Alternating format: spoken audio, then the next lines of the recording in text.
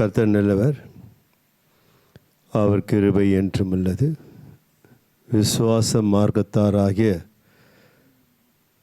நம்மிடத்திலே விசுவாசத்தை துவக்கினவர் நமது ஆண்டவராகிய இயேசு கிறிஸ்து. அவர் முடிவு பரியந்தம் நம்மை நடத்துவார். அல்லேலூயா. இந்த மாதம் வார்த்தை வாசிக்கிறேன். ஏசாயா தீர்க்கதரிசியின் புத்தகம் 48ஆம் அதிகாரம். 48. எல்லோரும் எடுத்துக்கொள்ளுங்கள், உங்கள் கண்கள் காணட்டும். 15ஆம் வசனம். நானே அதை சொன்னேன், நான் அவனை அழைத்தேன், நான் அவனை வரப்பண்ணினேன், அவன் வழி வாய்க்கும். இந்த மாதம் அவன் வழி வாய்க்கும். ஸ்தோத்திரம். வாய்க்க பண்ணுகிற 9ஆம் மாதம்.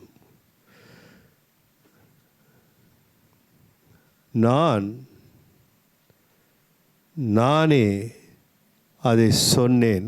கர்த்தர் அதை உறுதிப்படுத்துகிறார். பாருங்கள், வானத்தையும் சர்வ சேனைகளையும் சகலத்தையும் சர்வ வல்லமுள்ள தேவனாய் கர்த்தர் அற்பமாய் இருக்கிற அவர் கண்களுக்கு முன்பாக நம்மை அற்பமாய் எண்ணாமல் நம்மை ஆச்சரியமுள்ளவர்களாய் மாற்றும்படியாக தேவன் பெரியவராய் இந்த பெரிய காரியம் நம்மிடத்தில் நிகழ்த்தும்படியாக அவர் சொல்லுகிறார், நானே அதை சொன்னேன், நான் அவனை அழைத்தேன், நான் அவனை வரப்பண்ணினேன், அவன் வழி வாய்க்கும். கரண் தட்டி கர்த்தரை மகிமைப்படுத்துவோமா?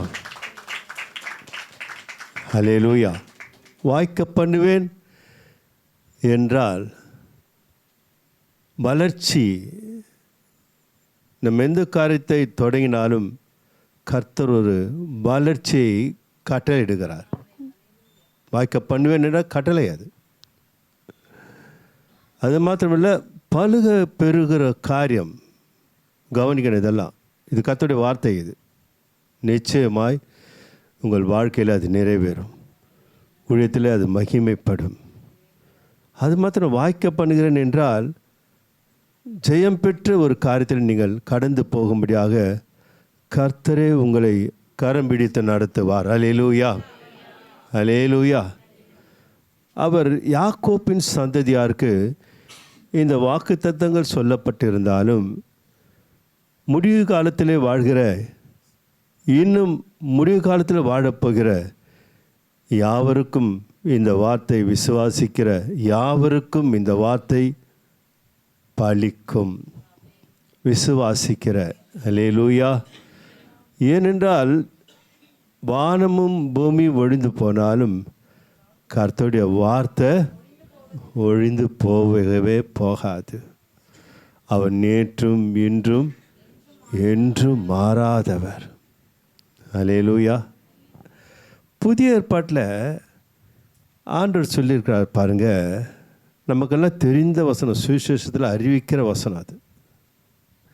மத்தேயு புத்தகம் 11ஆம் அதிகாரம் 28ஆம் வசனத்துக்கு வருவோம்.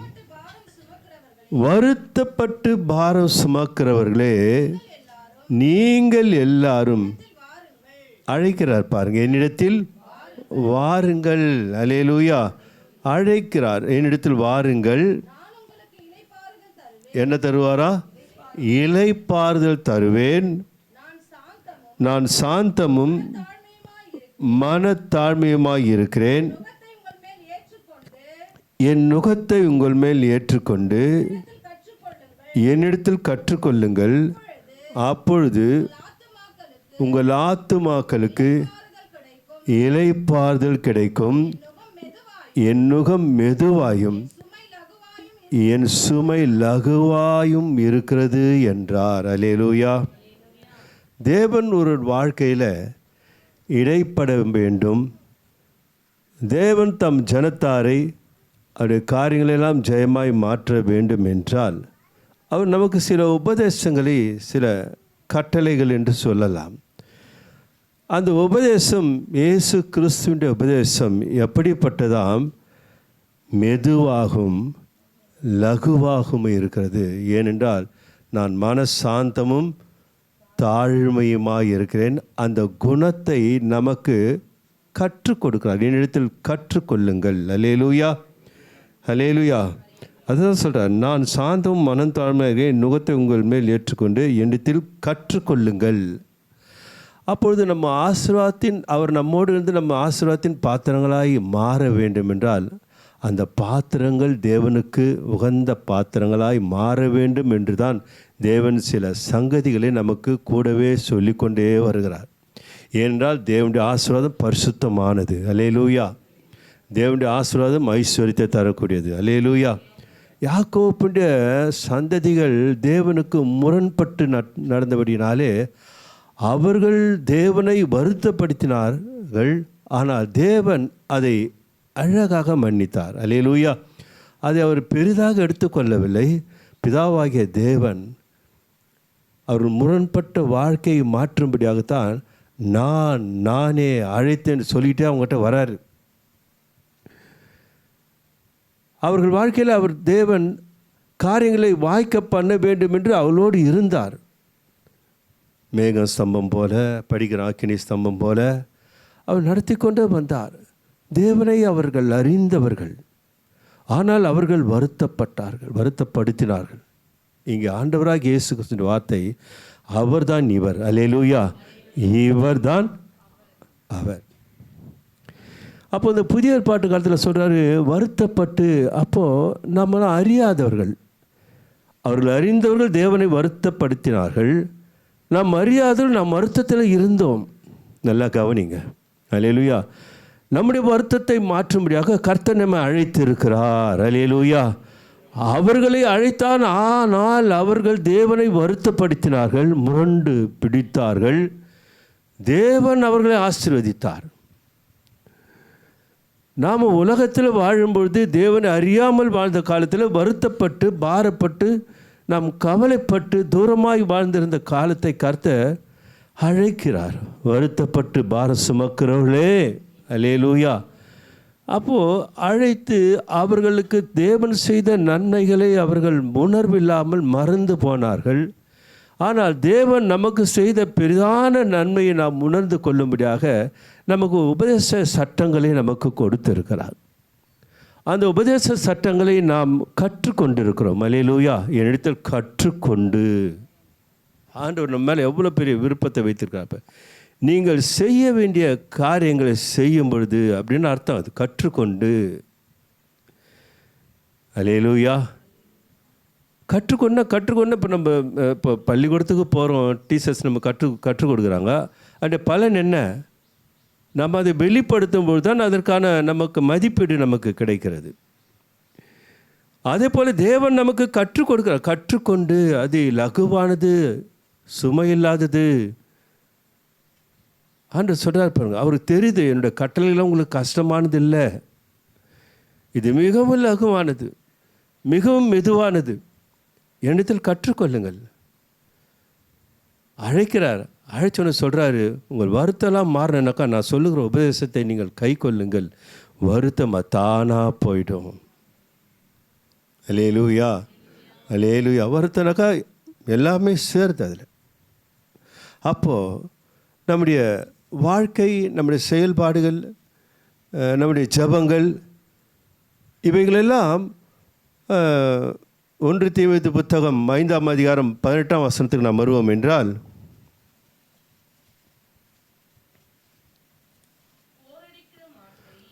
போரடிக்கிற மாட்டை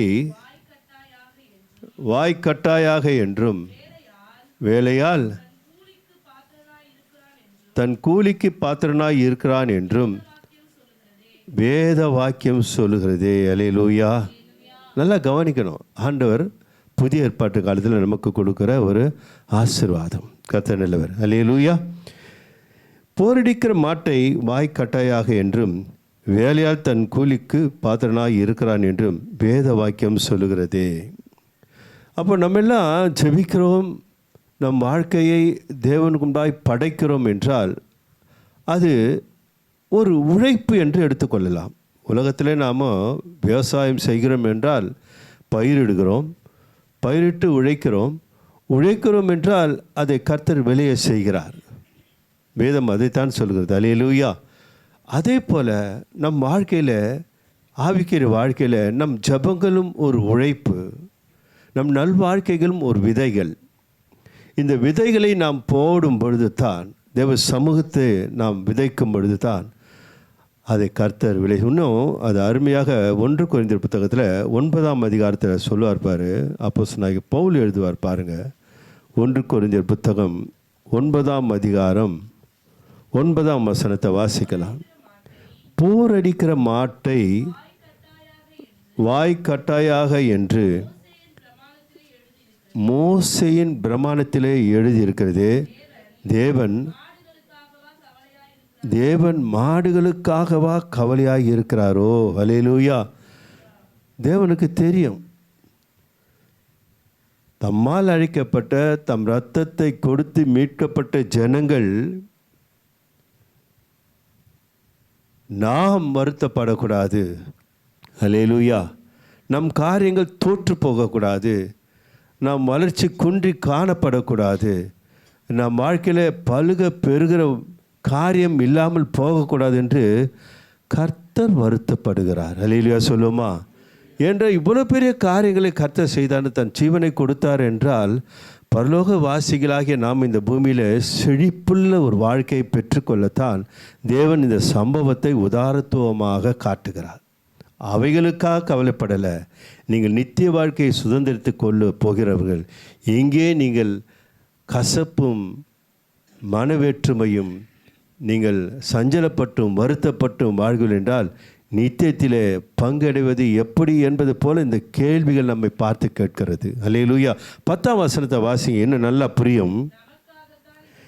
நமக்காகத்தான் இதை சொல்லுகிறாரோ? உழுகிறவன் நம்பிக்கையோடு உழவும், போரடிக்கிறவன் தான் நம்புகிறதில் பங்கடைவேன் என்ற நம்பிக்கையோடு போரடிக்கும் வேண்டியதே ஆகையால் அது நமக்காகவே எழுதியிருக்கிறது. அல்லேலூயா. புதிய ஏற்பாட்டு காலத்தில் நிருபத்தில் வாழ்ந்து கொண்டிருக்கிற அன்பு கர்த்தருடைய மகனே, கர்த்தர் நமக்காக எழுதி கொடுத்த சத்தியம் இது. அல்லேலூயா. அப்போ காட்டுறாரு, அவன் உழுகிறான், அவன் போரடிக்கிறான், அந்த பலனை பார்க்குறான்.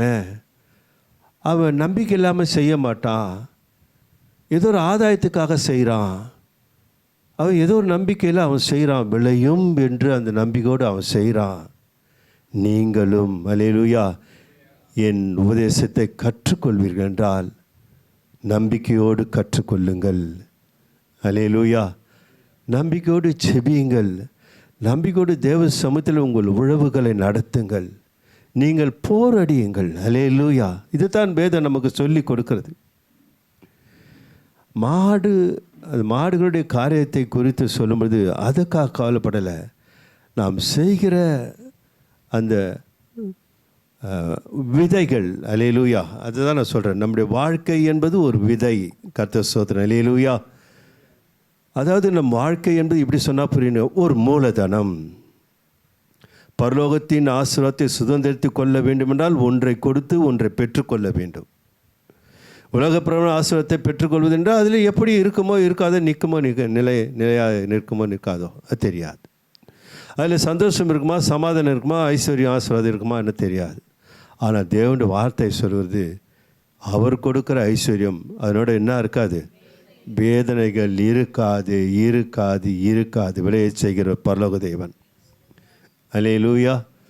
அல்லேலூயா. அப்போது நம்முடைய வாழ்க்கை தான் விதைகள், தேவ சமூகத்தில் விதைக்கிற விதைகள், நம்முடைய ஜபங்கள். அப்போ நம்ம அதை விடுகிறோம், அது என்ன பண்ணுறோம், அதை போரடிக்கிறோம். கர்த்தர் ஸ்தோத்திரம். அல்லேலூயா. இப்படிப்பட்ட ஒரு நம்பிக்கையோடு நம்முடைய செயல்கள் இருக்கும் பொழுது அதை தேவன் என்ன பண்ணுறாருன்னா நமக்கு வாய்க்க பண்ணுகிறாராம். அல்லேலூயா. பாருங்கள், அதை நல்லா இன்னும் கவனிச்சிங்கனாக்கா பழைய ஏற்பாட்டில் பார்க்கும்போது கர்த்தருடைய வேதத்தில் பிரியமாக இருந்து இரவும் பகலும் அவருடைய வேதத்தில் தியானமாக இருக்கிற மனுஷன் பாக்கியவான். அவன் நீர்க்காலில் ஓரமாக நடப்பட்டு தன் காலத்தில் தன் கனியை தந்து இலையுதிராதிருக்கிற மரத்தை போல் இருப்பான். அவன் செய்வதெல்லாம் வாய்க்கும். அலேலுயா சொல்லுவோமா? அலேலுயா. அப்போது தேவனுடைய வார்த்தையை நம்ம பிரியமாக இருக்கிறோன்னா நம்முடைய ஆத்மா இலைப்பாறுதலை பெற்றுக்கொள்ளுகிறது. ஆத்மா என்ன பெற்றுக்கொள்கிறது?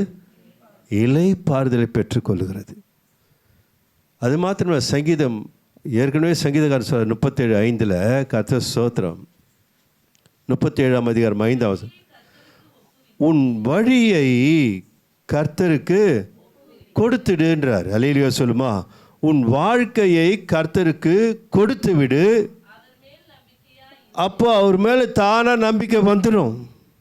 அல்லேலூயா. அவரே நம்பிக்கையாக இருந்து அவரே காரியத்தை வாய்க்க போனார். கரணம் தட்டி கர்த்தரை மகிமைப்படுத்துவோமா? அதான் மூலதனம். நம்முடைய வாழ்க்கையை, நம் வழியை அவர்கிட்ட ஒப்பு கொடுத்துடுறோம். ஆண்டவரே நீதான். அல்லேலூயா. நல்லா புரிந்துக்கிட்டா பரிசுத்தவான்கள் வாழ்க்கையில் தேவன் எப்படி அற்புதம் செய்தார். கர்த்தர் ஸ்தோத்திரம். 3 விதமான காரியங்கள் நாம் பார்க்கும்பொழுது, ஒரு காரியம் அல்லேலூயா, விசுவாச வாழ்க்கையை தேவனுக்கு முன்பாக வைத்தார்கள். பிரியமுள்ள ஒரு வாழ்க்கையை தேவ சமூகத்தில் விதைத்தார்கள். அப்படி தான் சொல்லணும். விசுவாச வாழ்க்கையை தேவ சமூகத்தில் விதைத்தார்கள். பிரியமுள்ள வாழ்க்கையை தேவ சமூகத்தில் விதைத்தார்கள். பொறுமையுள்ள வாழ்க்கையை தேவ சமூகத்தில் விதைத்தார்கள். அல்லேலூயா. அவர்களை கர்த்தர் மறக்கவே இல்லை. பைபிள் எதுக்காக கொடுக்கப்பட்டிருக்குது? தேவனுடைய ஆசீர்வாதத்தை பெற்றுக்கொள்ள வேண்டும். தேவனுடைய ஆசீர்வாதத்தின் பெற்றுக்கொள்ள வழிகள் என்ன? அந்த வழிகளும் கர்த்தரையே எழுதி கொடுத்திருக்கிறார். அந்த வழிகளை பின்பற்றாமல் அன்று யாக்கோபுடைய சந்ததியார் கோணலானவைகளை தெரிந்து கொண்டாலும் தேவன் மனதுருக்கம் உள்ளவராக இருந்து அவர்கள் மேல் பிரியம் வைத்தார். அல்லேலூயா. நம்ம மேலே அடிக்கடி நான் சொல்லுவேன், அவர்களை காட்டிலும் கர்த்தர் நம்மில் அதிகம் பிரியம் வைத்திருக்கிறார். அல்லேலூயா. அப்போ நம்ம செய்ய வேண்டிய வழிமுறைகள் அதை தான் சொல்கிறார். வருத்தப்பட்டு, நம்மளாம் வருத்தப்பட்ட காலங்கள், இப்பொழுது வருத்தப்பட்டு யாருன்னா சொல்ல முடியுமா? சொல்ல முடியலைன்னா கற்றுக்கொள்ளவில்லை. அதான் சாப்டர் க்ளோஸ். கர்த்தர் ஸ்தோத்திரம். அல்லேலூயா. அப்போ வருத்தப்படாத ஒரு வாழ்க்கை வேண்டும் என்றால் அவர் சொல்கிறார், நீங்கள் வருத்தப்பட்டீங்க, நீங்கள் என்கிட்ட வாங்க, அப்போ என்னுடைய லகுவான மெதுவான உபதேசத்தை கற்றுக்கொள்ளுங்கள். நான் மன சாந்தம் தாழ்மையாக இருக்கிறேன், அது நீங்கள் ஏற்றுக்கொண்டு பாருங்கள், நீங்களும் அப்படியே வாழ்வீர்கள். அல்லேலூயா. தேவனுடைய வார்த்தை இது. நாம் ஆதியாகம புத்தகத்துக்கு வருவோம், இல்லை ஏசாயா புத்தகத்துக்கு வருவோம். 81ஆம் அதிகாரம் 2ஆம் வசனத்துக்குள்ளாய் வருவோம். உங்கள் தகப்பனாகிய ஆபிரகாமையும் உங்கள் பெற்ற சாராளையும் நோக்கி பாருங்கள்.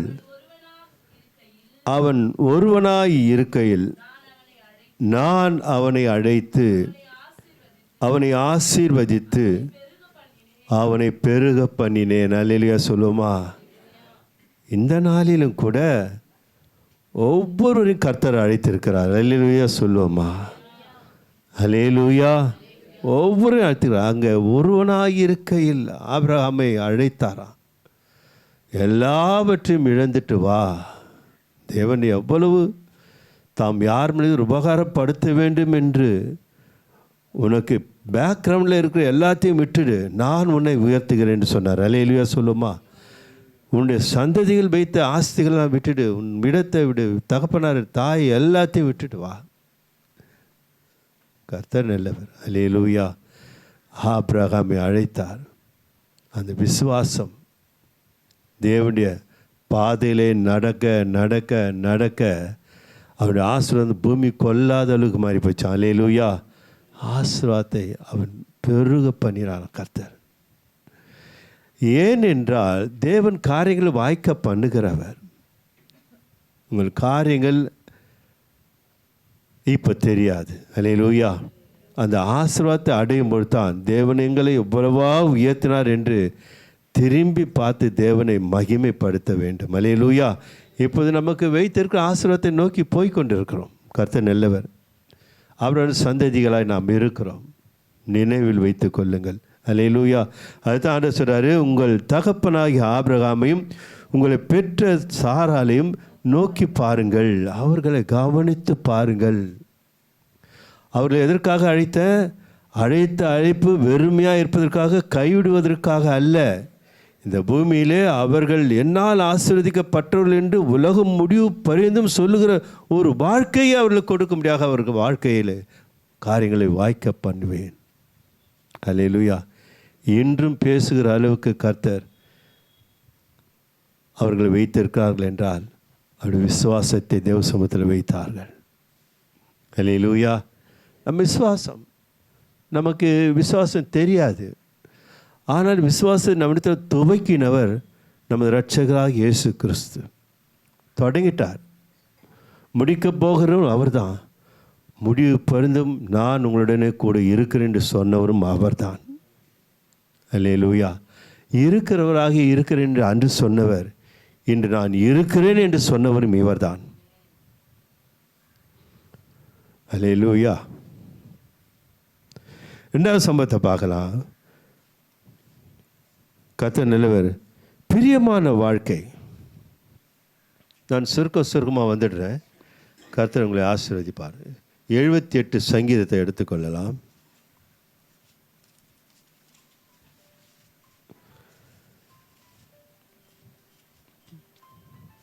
ஆசாப் எழுதுகிறார் சாட்சி 70-71.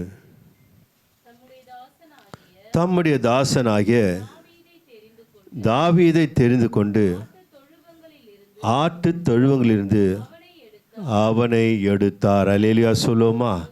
அல்லேலூயா. தெரிந்து கொண்ட ஒரு அழைப்பு தான். தாயின் கருவில் உருவாக்கப்படுவதற்கு முன்பாகவே அவருடைய கண்கள் நம்ம என்ன பண்ணிடுறது, கண்டது. நான் ஒரு வேளை யோசிப்பேன். நான் யோசித்து ஆண்டவர் நன்றி சொல்லுவேன். ஏனென்றால் என் வாழ்க்கையெல்லாம் உங்களுக்கு தெரியும். என் வாழ்க்கை எங்கே ஆரம்பித்தது என்றால், நான் தாயின் வீட்டிலேருந்து வெளியே வந்த பிறகு ஆரம்பித்தது நான் நினைக்கிறேன். ஆனால் தேவனை அப்படி நினைக்கல. என் தாயின் வீட்டில் நான் கருவாக இருக்கும்போதே என் வாழ்க்கையை ஆரம்பிச்சிட்டார். அல்லேலூயா. ஏற்ற காலம் வரும்போது என்னை எடுத்தார். உலகத்திலிருந்து என்னை எடுத்துக்கொண்டார். பாவ சேற்றிலிருந்து என்னை பிரித்து எடுத்தார். இப்போ என்னை அழைத்திருக்கிறார். அதே போல தான் உங்கள் ஒவ்வொருடைய தாயின் கருவிலே தேவனுடைய கண்கள் கண்டது. அதெல்லாம் நினச்சி பார்க்கணும். இங்கே தான் இப்போ தான் எடுத்தார் கொண்டார் நம்ம நினைக்கிறோம். இல்லை இல்லை இல்லை. ஏற்ற காலம் வரும்போது தேவன் தம்முடைய பிள்ளைகளாக கர்த்தர் மாற்றுகிறார்.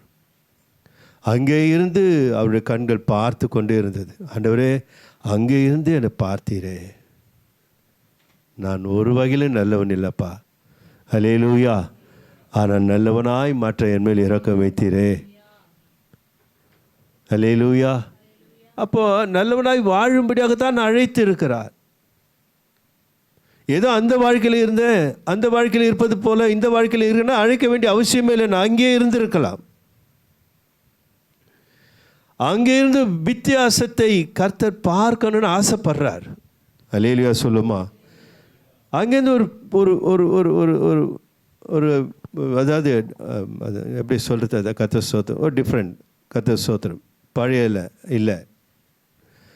அப்போது தேவன் அங்கேருந்து பார்க்கும்போது என்னை பிரித்து அங்கேயே பார்த்துட்டார். எங்கே பார்க்கும்போது பார்த்தாருனாக்கா, இந்த மனுஷன், இந்த சத்தியநாதன் நல்லவனாக இருப்பான் என்று அங்கேயே பார்த்துட்டார். அல்லேலூயா சொல்லுவோமா?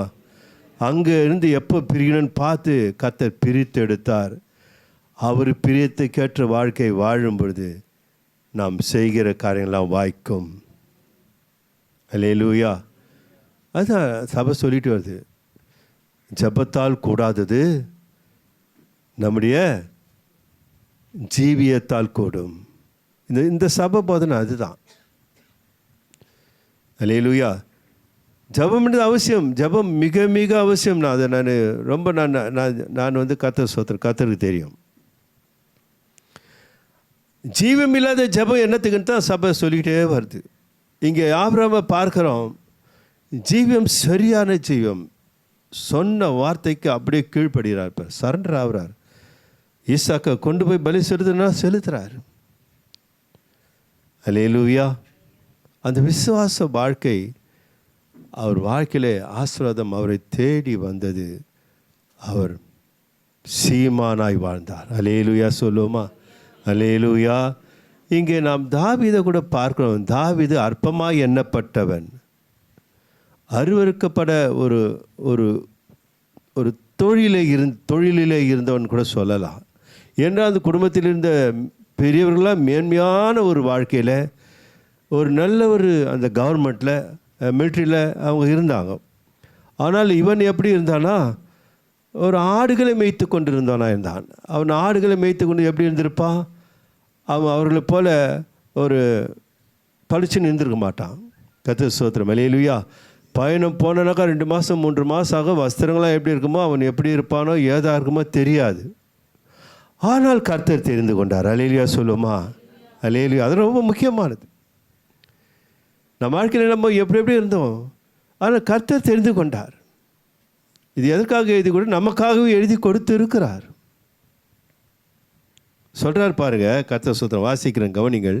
தம்முடைய தாசனாகிய தாவீதை தெரிந்து கொண்டு ஆட்டுத் தொழுவங்களிலிருந்து அவனை எடுத்தார். ஆட்டுத் தொழுனாக்கா நமக்கு தெரியும், ரொம்ப அந்த இடம் எப்படி இருக்கும், ரொம்ப மோசமான நிலைமைகள் இருக்கும். அங்கே ஆடுகளோடு அவர்கள் இருந்து பழகிய ஒரு வஸ்திரங்கள்லாம் அந்த வாசனை இருக்கும். அல்லேலூயா. அப்படிப்பட்ட உலக பிரகாரமாக யாருமே கிட்ட சேர்க்காத தாவீதை கர்த்தர் அரவணைத்தார். அல்லேலூயா சொல்லுமா? நல்லவர் நம் இயேசு, நல்லவர். அல்லேலூயா. பாருங்க, அடுத்து சொல்லுது, வாசிங்கம்மா. கரவல் ஆடுகளின் பின்னாக திரிந்த அவனை தம்முடைய ஜனமாகிய யாக்கோப்பையும் தம்முடைய சுதந்திரமாகிய இஸ்ரவேலையும் மேய்ப்பதற்காக அழைத்து கொண்டு வந்தார். அல்லேலூயா சொல்லுவோமா? அல்லேலூயா. ஏன்? கர்த்தர் ஸ்தோத்திரம். ஆடுகளை மேய்த்த இப்போ இஸ்ரேல் சமஸ்த தேசத்தை நீ மேய்க்கணும்னு ராஜாவாய் நிறுத்த போகிறேன். அல்லேலூயா. எவ்வளோ பேர் மேன்மை பாரு. ஏன்? எதனால்? அல்லேலூயா. அவனுடைய நமக்கெல்லாம் தெரியும் இல்லையா? ஆண்டவர் அவனை பார்த்து என்ன சொன்னார் நமக்கெல்லாம் தெரியும். ஏற்றவன். அல்லேலூயா. பிரியமான ஒரு வாழ்க்கை. சிறு வயதிலிருந்து எல்லாரும் வெறுத்தாலும் சரி, கர்த்தரனை வெறுக்கலன்னு கர்த்தரை மகிமைப்படுத்தி கொண்டே இருந்தான். அவரை பாடி துதித்து கொண்டே இருந்தான். தேவனுக்கு அது பிரியமாய் மாறினது. அவனை பிரித்து எடுத்தார். அல்லேலூயா. தெரிந்து கொண்டார், பிரித்து எடுத்தார், அவனை கொண்டு போய் நிறுத்தினார். அநேக ஆயிரங்களுக்கு அவன் அதிபதியாய் மாறினான், ராஜாவாய் மாற்றப்பட்டார். அல்லேலூயா. அன்பான தேவனுடைய பிள்ளைகளே, அவர் காரியங்களை வாய்க்க பண்ணுகிற தேவன். நம் வாழ்க்கை விசுவாசத்தை விதைப்போம். அல்லேலூயா. ஒரு பிரியமுள்ள வாழ்க்கையை விதைப்போம். ரெண்டாவது பொறுமை. கர்த்தர் ஸ்தோத்திரம். அல்லேலூயா. ஆதியாகம புத்தகத்தை மீண்டும் வரலாம். கர்த்தர் ஸ்தோத்திரம். 26ஆம் அதிகாரம், நமக்கெல்லாம் தெரிந்த வார்த்தை.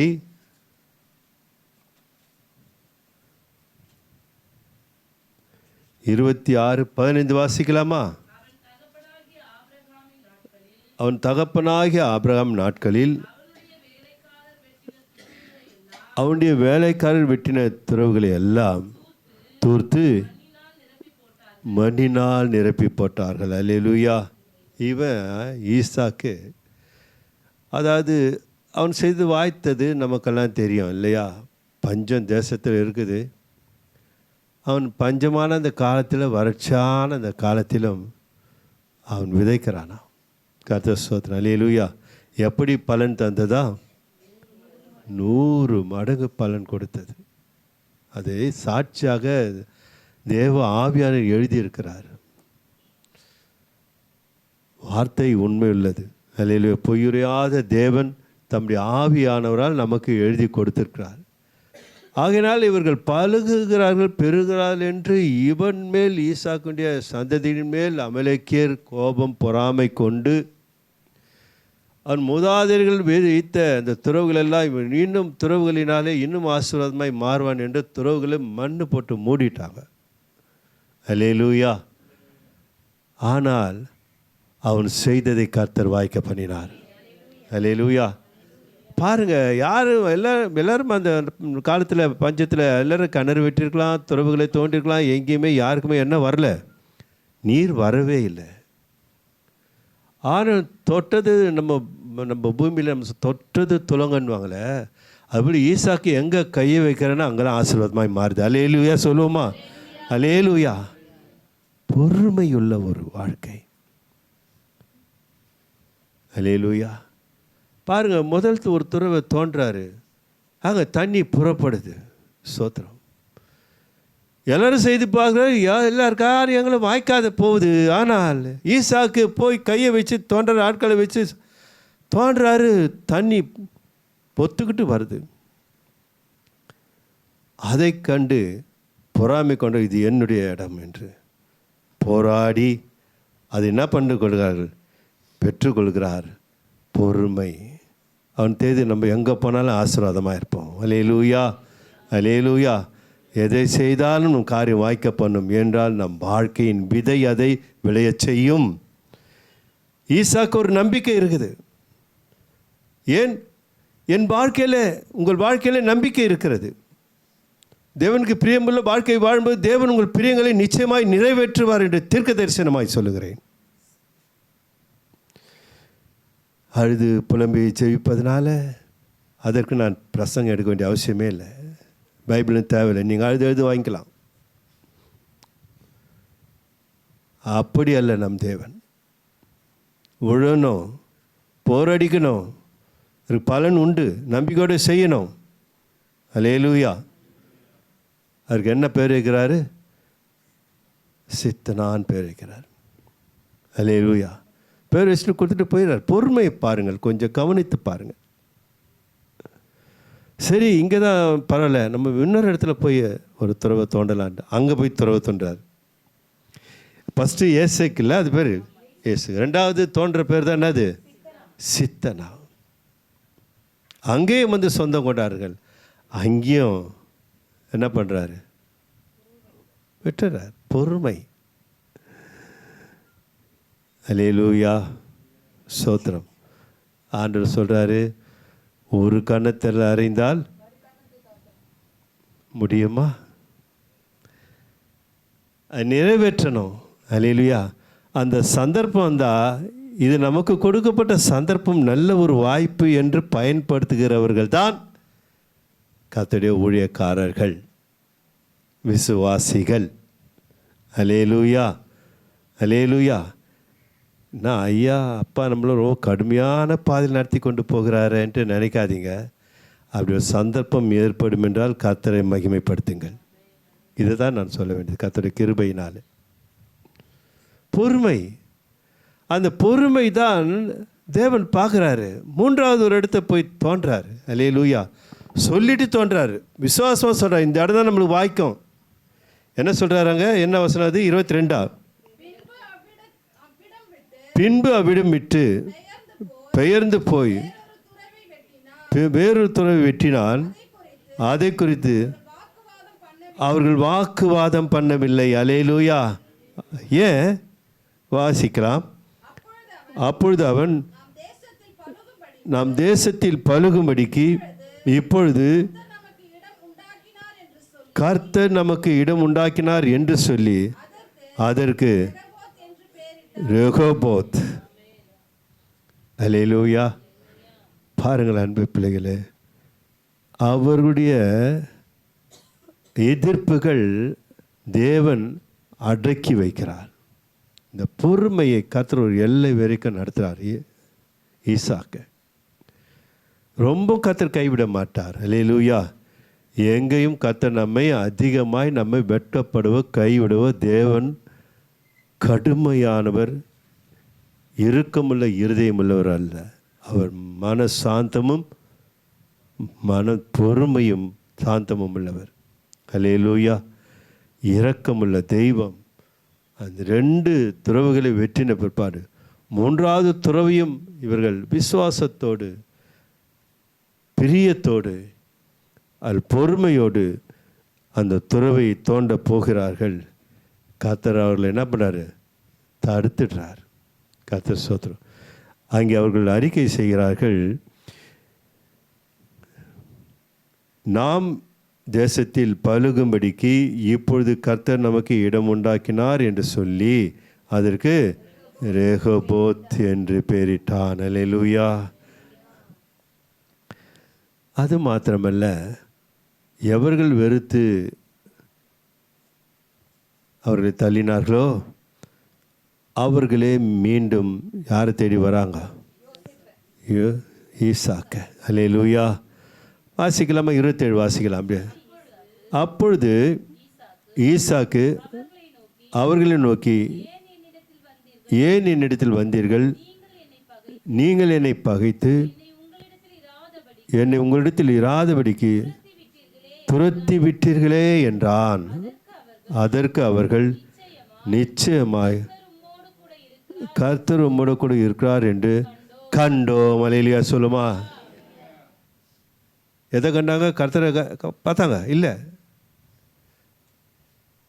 அவர்கள் வழியாக, அது வாழ்க்கையின் வழியாக, அது விசுவாசத்தின் வழியாக, அவர்கள் தேவன் விளைத்த பிரியத்தின் நம்பிக்கையின் வழியாக, அவர்கள் பொறுமையின் வழியாக, கர்த்தர் ஈசாக்கின் வழியாக கர்த்தரை பார்த்தார்கள். அல்லேலூயா. அதற்கு தான் அழைத்திருக்கிறார். இந்த காலையில் கர்த்தரோட பேசுகிறார். உங்கள் வழியாக புறஜாதிகள் கர்த்தரை பார்க்கணும். அல்லேலூயா. வாசிக்கலாம். அதற்கு அவர்கள், நிச்சயமாக கர்த்தர் உம்மோடு இருக்கிறார் என்று கண்டோம்.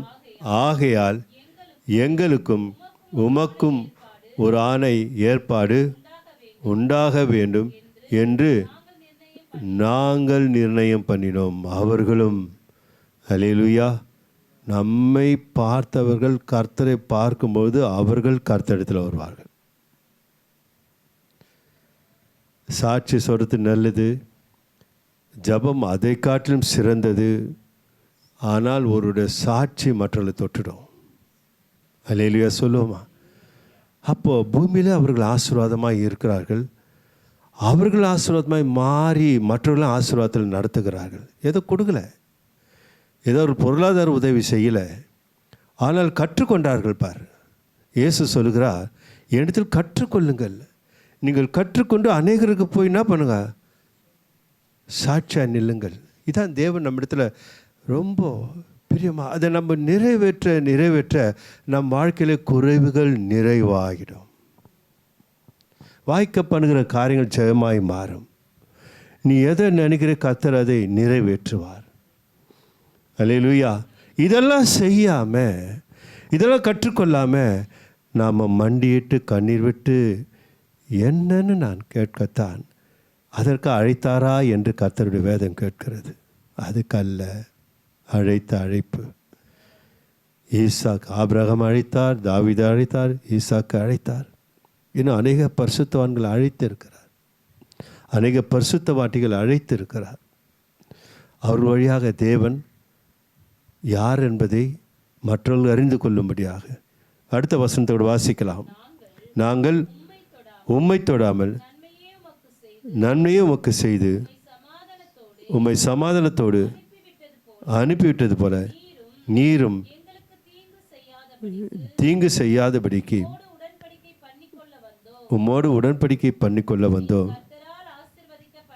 நீர் கர்த்தரால் ஆசீர்வதிக்கப்பட்டவராமே என்றார்கள். அல்லேலூயா. சொல்லுவோமா? அல்லேலூயா. அவ்வளோ பெரிய மேன்மையான வார்த்தைகள், புறஜாதிகள் பாராட்டுகிற ஒரு வாழ்க்கை. அதுதான் ஆண்டவர் சொல்றாரு, நீங்கள் வருத்தப்பட்ட காலங்கள் இருந்தது.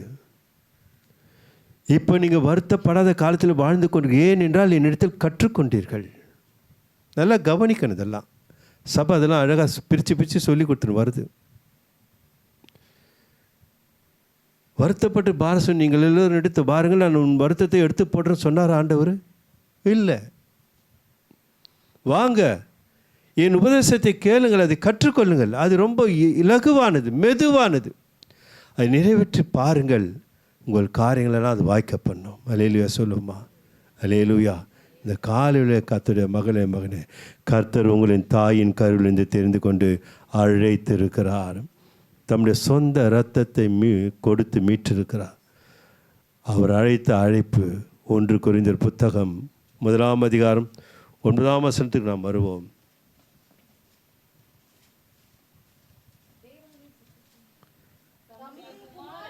தம்முடைய குமாரனும் நம்முடைய கர்த்தருமாய் இருக்கிற இயேசு கிறிஸ்துவுடனே கூட ஐக்கியமாய் இருப்பதற்கு உங்களை அழைத்த தேவன் உண்மையுள்ளவர். கரங்களை தட்டி கர்த்தரை மகிமைப்படுத்துவோம்.